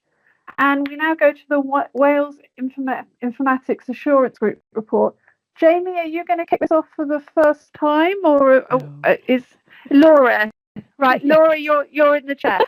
I've had a hospital pass on that in my notes, but great to welcome you, Laura, for your last turn. Thank you very, very much. Thanks, Chair. I'm Laura Bedell, Quality Manager. So I'll be just giving some highlights from the Wales Informatics Assurance Report, or the WIAG report. So 4 projects went live during the period of this report. So we had the Bridgen Transition project, the WCP mobile application, the NHS Wales app, organ donation registration, and RISP. So of those 4, one didn't have full WIAG assurance before it went live. So the Bridgen Transition project was missing the testing assurance leads evidence. So we've gone back to him, and he noted that it was the project had obviously follows a very structured approach, but it didn't complete to the standard required under the testing framework. So partial evidence had been provided, not the full evidence. Now, the go live was due, and with the senior leaders from DHCW, CUMTAF and Swansea Bay, the decision was made to go ahead, knowing the position of testing. So no further testing will go ahead. Ridian, as the chair, was made aware, and you know, everything has subsequently been signed off. We've been looking at WIAG, the process as a whole, looking at how we can make improvements. So in Q3, we're going to be running a quality improvement activity. So it's been talked about for the last month or 2 how we were going to run it, and it's starting to get a bit of movement with it now. So we're going to, the quality improvement manager is going to run what we call a Kaizen event. It's going to look at the end-to-end processes, going to include project managers, assurance leads, and we're going to look at how it runs. Is there any duplications? What's causing delays? Any improvements that we could make? So this is going to be pretty much a full day event, bringing everybody together and looking at the processes. So I think that's going to be a really worthwhile exercise, because we have some assurance leads. We've got the project managers are going to come on board, and we're going to get to see it from everybody's perspective, what works, what isn't working. We'll look at the old process of the AQP and safety case plus the Power Up process that was introduced towards the end of the year, and look at how we can make sure that we can streamline things by maintaining the assurance and the safety of everything. So I think that's going to be a really useful thing. So obviously, Jamie in the future will be able to come and let you know what the outcomes are of that. And then I suppose finally, I'm obviously leaving DHCW tomorrow. So I thought this was a good opportunity, perfect time to introduce Jamie, who's going to be taking over, like, operationally managing WIAG and presenting to this committee. So Jamie's been an assurance lead for quite a while, as deputised in my absence previously as well, and understands the WIAG process. So you're going to be in safe hands for Jamie. Well, firstly, Laura, I think I feel very assured on the succession plan that we have for you, and wish you all the best, as I said before. And look forward to you being in the spotlight next time, Jamie, as you've been before. Rydian, can I ask you to make a comment? First of all, welcome, Jamie, and to put on my record, thanks to Laura. Whenever I've had an email that comes through from Bedo, right, it's gone to the top of my email box, and I've given it the attention it deserves. I will obviously change my my filtering for Jamie, all right, but on a personal level, thank you, Laura. Your ability to resolve some of the quite complex issues, getting everyone to sign up and deliver on time, has been exemplary, and it would be my absolute pleasure to give you a reference wherever you go in the future. Thank you, Rydian. It's appreciated. Or indeed welcome you back. I think was the implied piece there. Rydian, can I just ask you for a comment on Bridge End Transition Project? We were, as a board, you kept us aware of this situation, but just some commentary, if you wouldn't mind, on making that decision, because sometimes decisions have to be made like that.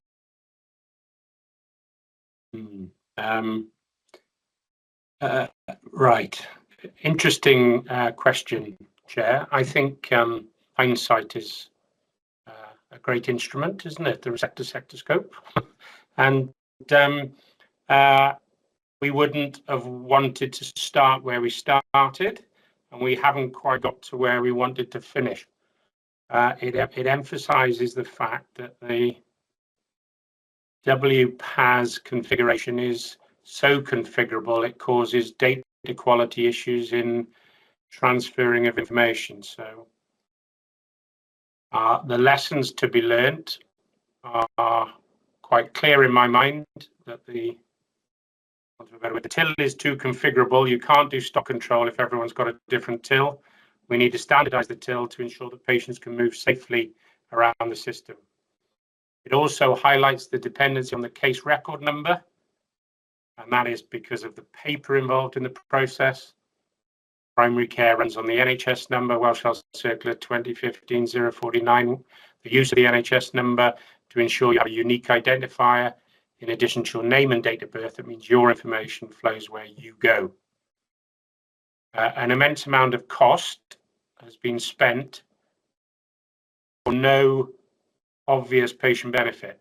And I think that's probably the lesson to be learned about when one allows configuration at a local level.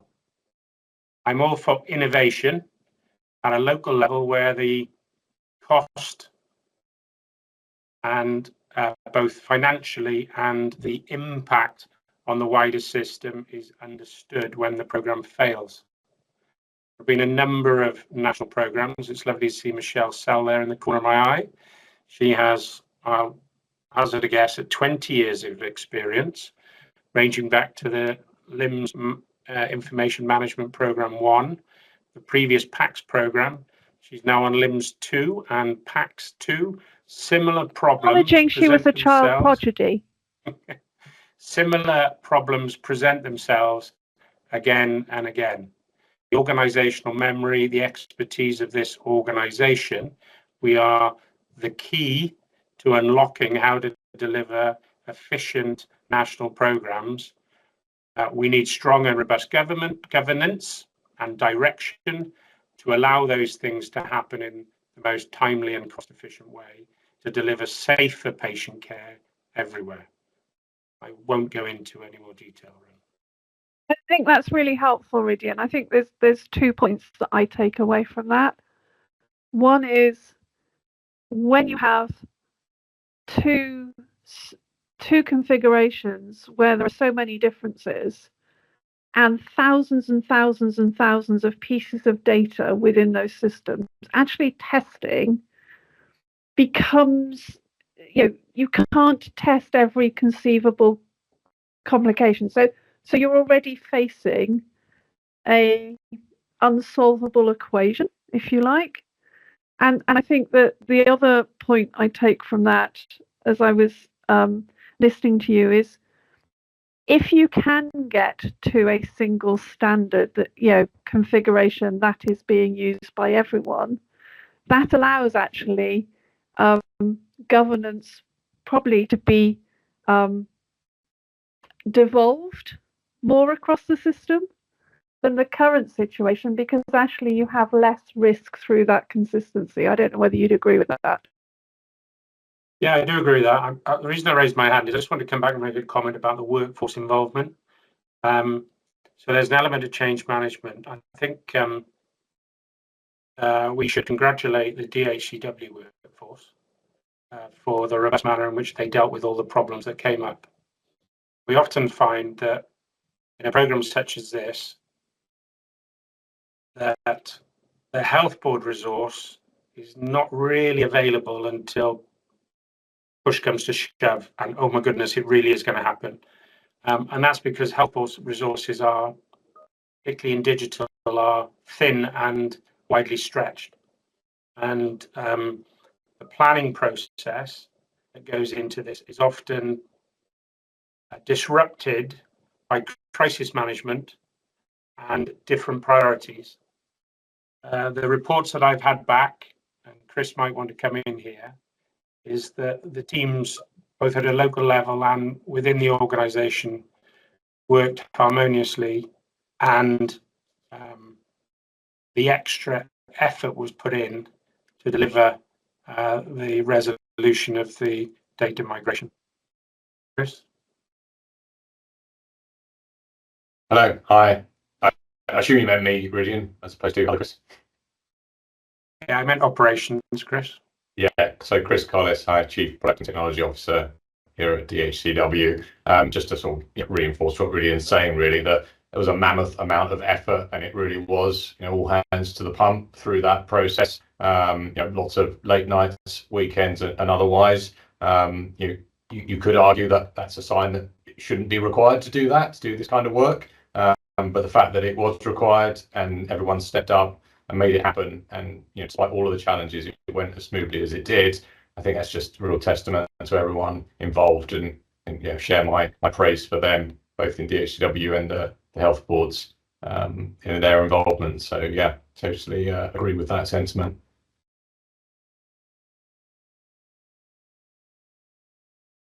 Thank you, Rydian, Chris. I think that's really good point, well made. And can we make sure that is covered in the highlight report to go up to board?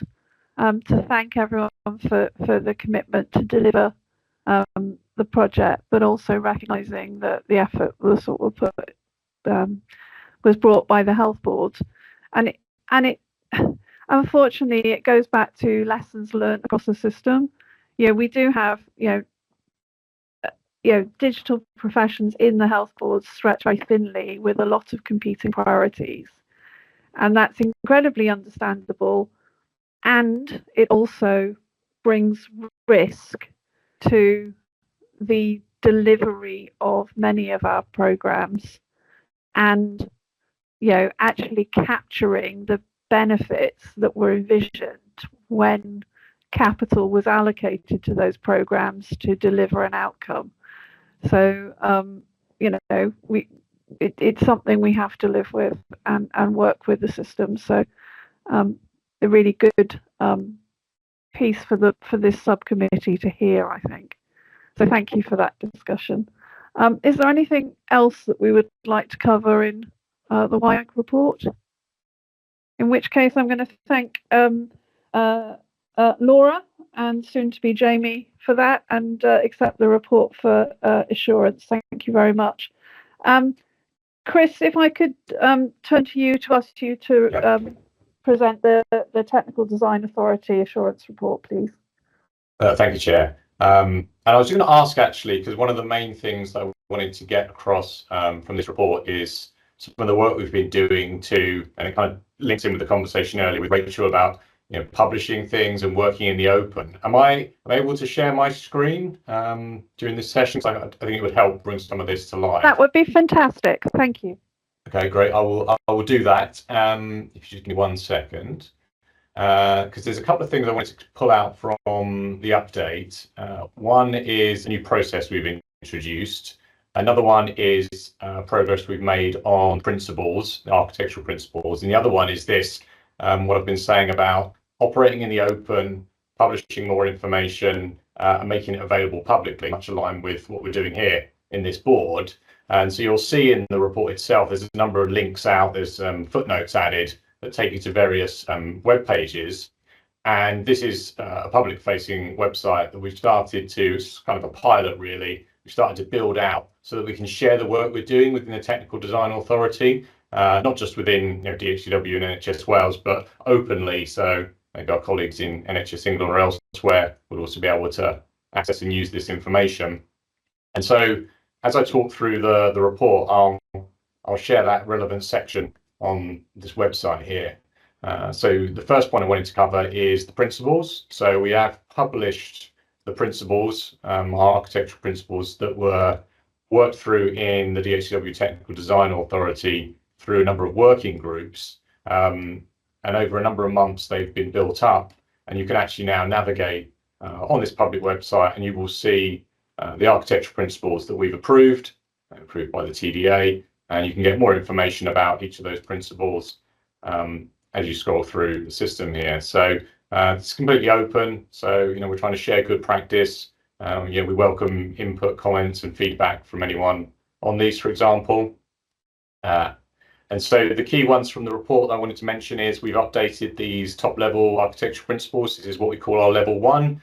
So we've got 11 principles here, kind of the high-level guiding ones. Obviously, I won't go into all the details, but you can read through these in your own time through the public website. So in addition to the top-level architecture principles, we've also developed and approved our digital products software engineering principles. So these sit below that top level. And again, you can go in here and see the rationale why we've chosen a particular principle and the implications on the work we do as an organisation. So that's that one. We've also approved a set of user-centered design principles. This can be seen here. And then the final set are our clinical principles. These are currently under review.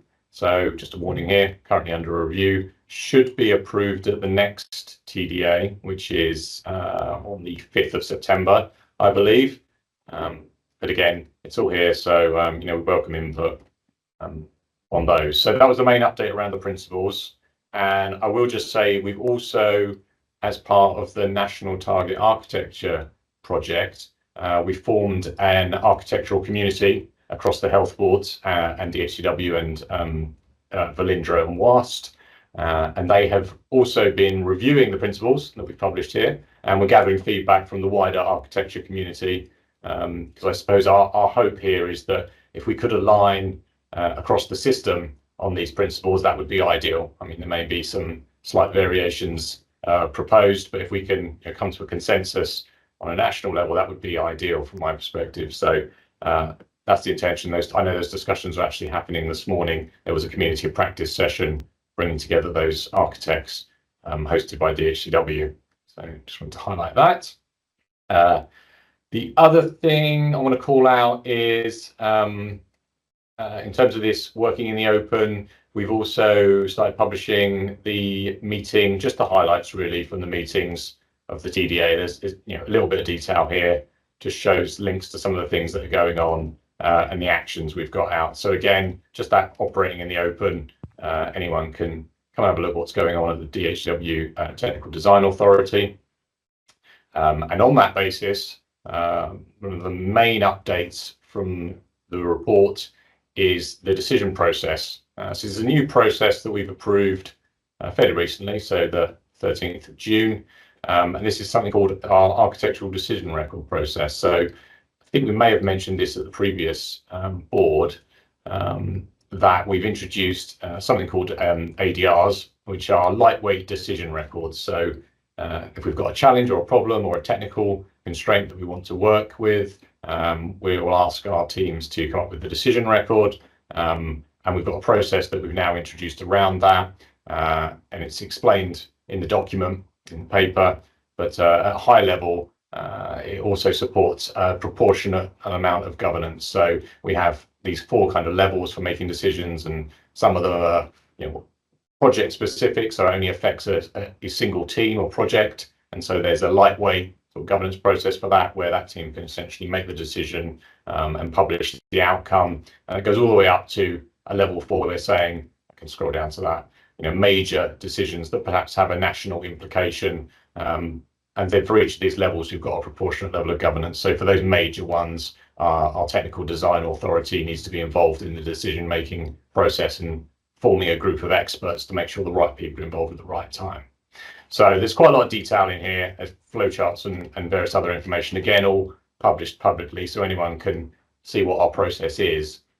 And some of the implications that I've pulled out in the report are this introduction to this process also is a bit of a fundamental shift really in how we make architectural decisions and govern them within DHCW. So the process itself is promoting an empowerment of teams and individuals. So we're saying a team should be able to form together with all the experts who we believe have the knowledge and understanding, come to a consensus around a particular approach, and then report back that decision to the Technical Design Authority. Whereas before, we may have asked the Technical Design Authority to make the decision or approve the decision. We're now switching that and saying the decision, if made by that expert group, is assumed to be approved because we trust our teams and empower them to make that. And then it comes back to the TDA for information only. So it's a bit of a shift in governance there. And again, it's all about empowering our teams and making them responsible for those key decisions. So obviously that does potentially introduce some risks, and I'll just show you. So decision records we've got, you can go in here and have a look at some of the decision records. Some of them are quite technical and architectural, as you would imagine, so possibly not for everyone's consumption, but I think the point is that we're trying to publish as much as we can, so we're operating transparently. So I'll stop sharing that now. But you'll see in section 5.1 of the report, there are a number of risks. Obviously, you may raise your eyebrows a little bit and say, oh, if your governance forum is no longer undertaking some of that role, then how are you protecting against rogue decisions or things being done in a particular way? So I won't go through them, but we have thought through some of the implications of this change. I've put, was it 1, 2, 3, 4 risks I've listed out and what we're doing to make sure we try and mitigate those. And one of the, while we've also got Mark on the call, one of the things to also call out is we have a part of that process where we can say, actually, this particular decision is sensitive and it may not be appropriate to be operated in the public domain. So again, aligned with the way we operate here, having a public and a private space, that's incorporated into the process. So we make sure we're keeping information safe where it needs to be, but trying to operate as open as we can. And that may mean that a particular decision isn't published, but let's say the information about that decision is published. So at least we try and share what we can. So I'll pause there for any questions or thoughts. Thank you, Chris. That's a great update. Marilyn, can I invite you to make your comment or question? Okay, thank you. Thank you, Chris, and excellent feedback. Mine's more of a comment, really, just to say how fantastic. I think this is a really good opportunity for people to develop and give people space to do that. And I think that you talked about there might be some issues around doing it in that way, but I think that, like you said, you know, by actually giving that opportunity, we, you know, gleaned things that we might not have gleaned when we worked the previous way, and the communities of practice that you know, takes us closer to our Once for Wales objective. So yes, I think it's I'm very enthused about it, and I think it's a really good space for us to operate in, and I think it can only improve. And I think because it's experiential along the way, if things need to be tweaked, I feel that that will be organic, as we say. I think they'll just happen as we go along. So Jock and Val, thank you for that. Thank you very much, Marilyn. Appreciate that. So I think it looks great, Chris, and I think the important thing is, you know, moving from one system to another. Yes, there are new risks, but there was a risk in the old system of not being able to move quickly enough in order for the organisation to deliver things successfully. And I think we have to realise that there is no non-risk position here if we are to achieve what we want to achieve. Can I just ask one sort of procedural question, really, because this is the DHCW Technical Design Authority. There's also the National Architecture Plans going, and you know, DHCW isn't an island. You know, it's always collaborating with the wider system. So, is there opportunity for individuals from outside DHCW, from other parts of the NHS and Wales, to be part of teams who can also be part of the design record, or are we at the moment, these are internal only programs? Have we given any thought to that? So I think that would be ideal if we can get to that point. And you may notice that the let me reshare while I'm here. The site itself we've called Gig Cymru NHS Wales Architecture, but then we've got a DHCW kind of section listed. Yeah, from my perspective, it would be great if we could reach an all Wales element to this, and maybe we can get rid of DHCW on some of it if we could come to an agreement on a common, you know, approach or process. And like I said, with the principles, that's also the intention. So again, principles are currently listed under DHCW. It's kind of a subtle thing, but you know, we weren't setting out to just say, well, these are national principles. We're saying this is what we think is good practice from a DHCW perspective. We're now collaborating with our colleagues across the health boards. If we all come to a consensus around that, then you know, we can remove DHCW from the heading there and say, actually, this is you know, an NHS Wales list. So the way we've architected this site and approach, just you can kind of peek behind the scenes as well. There's kind of a behind the scenes process here. This is actually also public, so you can see how it's kind of how the website's built behind the scenes. That's also published publicly, so our health board partners can collaborate on that as well if they want to. It's not hidden, and yeah, we're obviously having some of those discussions in the background. And you know, this was a pilot, and you know, we'd like to expand that out. And you know, if we can get it, I think that'd be a really good outcome, actually, from my perspective as well.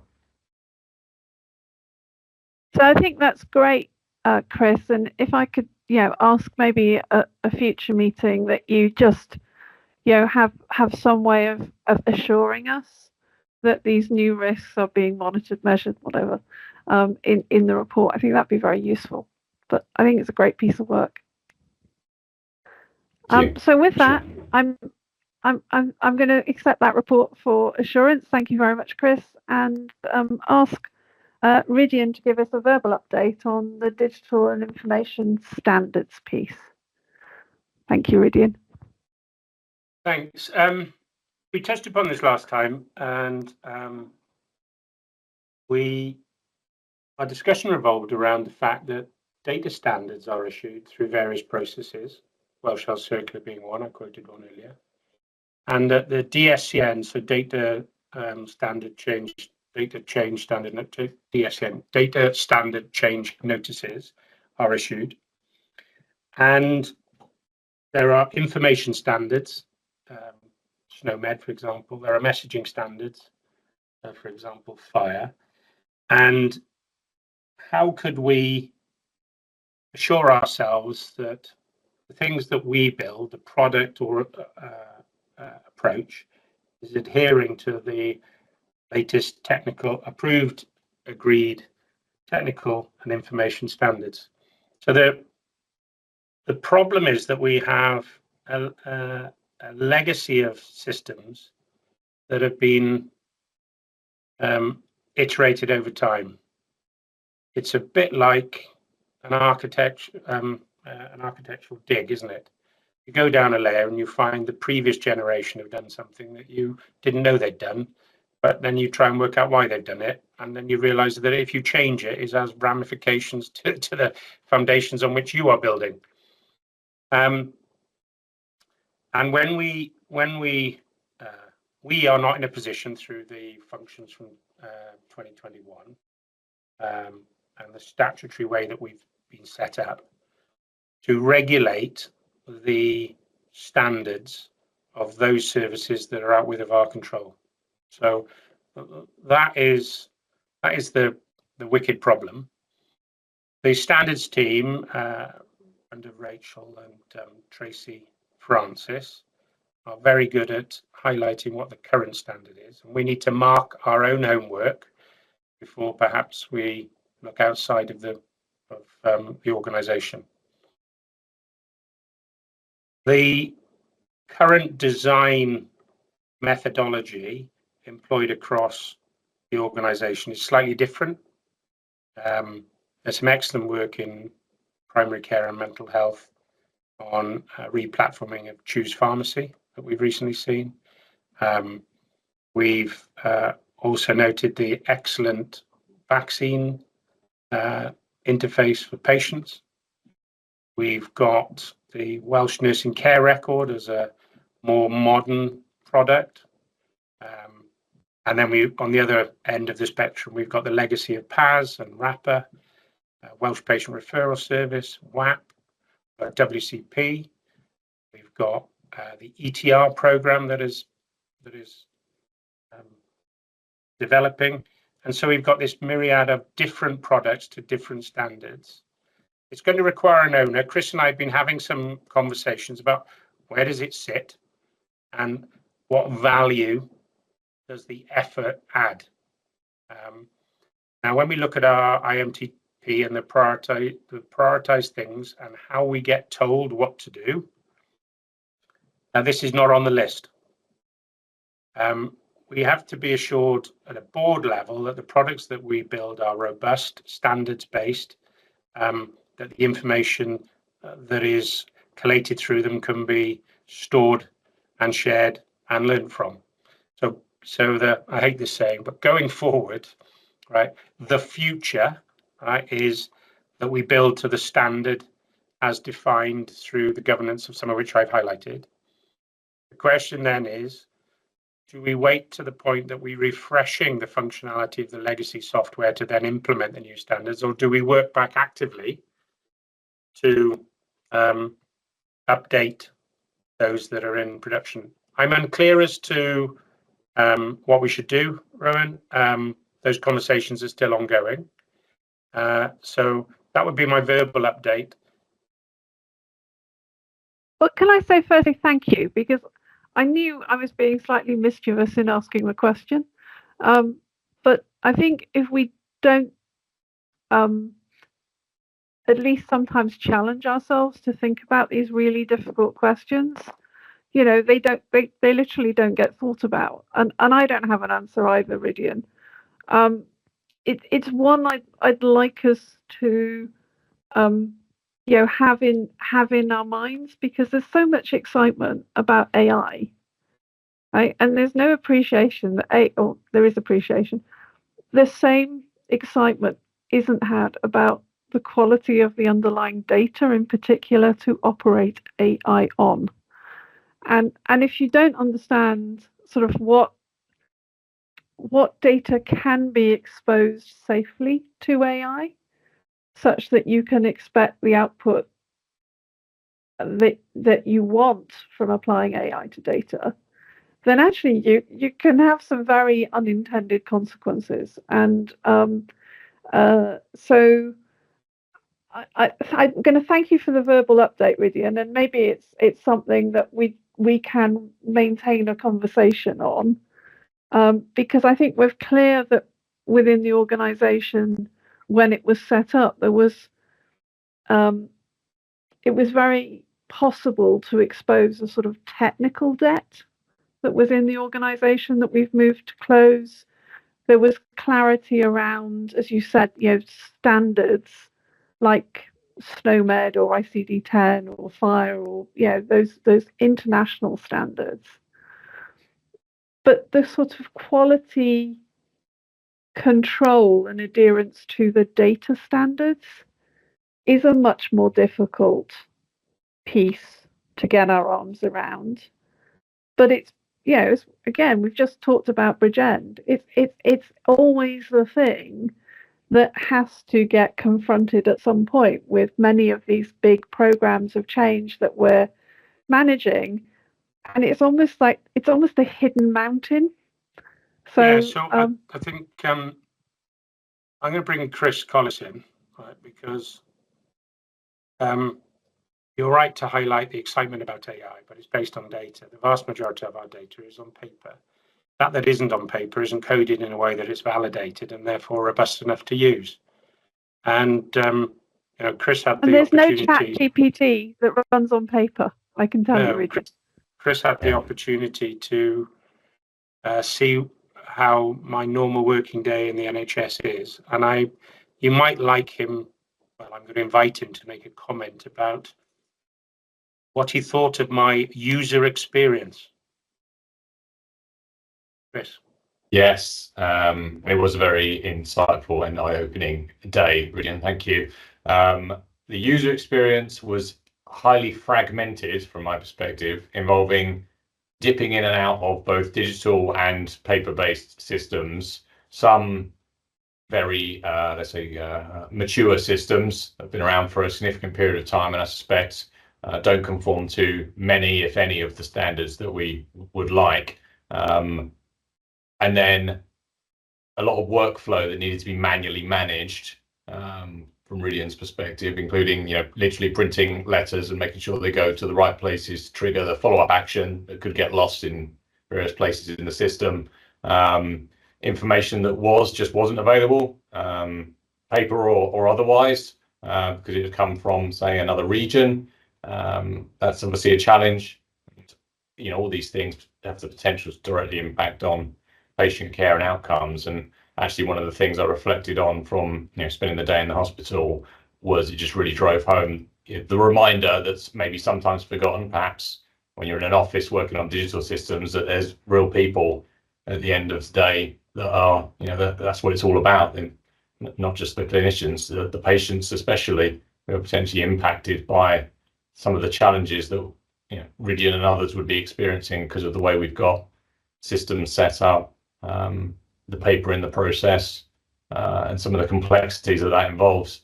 So yeah, it was really good to be there. There was some excellent stuff as well. I'm not just saying there was it wasn't all bad, of course, and there was some really good outcomes from the day for the patients involved. But I think definitely could see opportunities for improvement. I think one of my key takeaways is that we can't make any assumptions about what these workflows are and how people need, what information they need where, how they would operate with that, and what the process should be. So I think before we dive in trying to create new systems or buy in new ones, we really do need to understand that and make sure we do the user research, understand the clinical pathway, have it mapped out, and make sure we're solving the right problems and the right challenges, rather than assuming we know what needs to be done. That would be what I would say.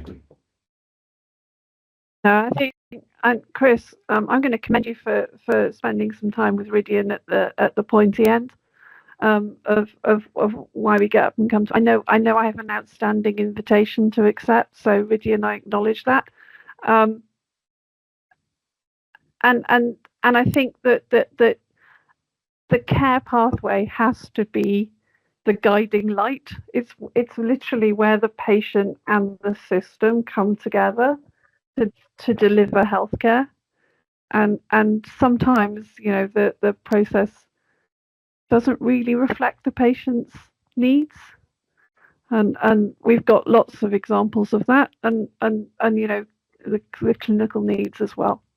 So thank you, Ridian. Before we talk about AI, we need to talk about connectivity. We need to talk about modern kit that means that when you switch it on, you don't watch a circle of death for 25 minutes. We need to talk about cyber security, talk about passwords, software on systems that records passwords. There's so much to do to collect and to keep our data safe, and then we can look at the snazzy things ahead, I think.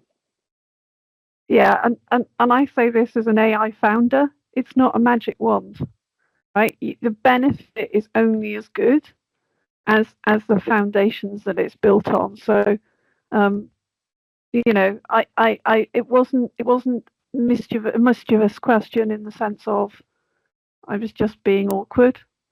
I think this conversation is really helpful to surface here, and I really thank the committee for doing some work.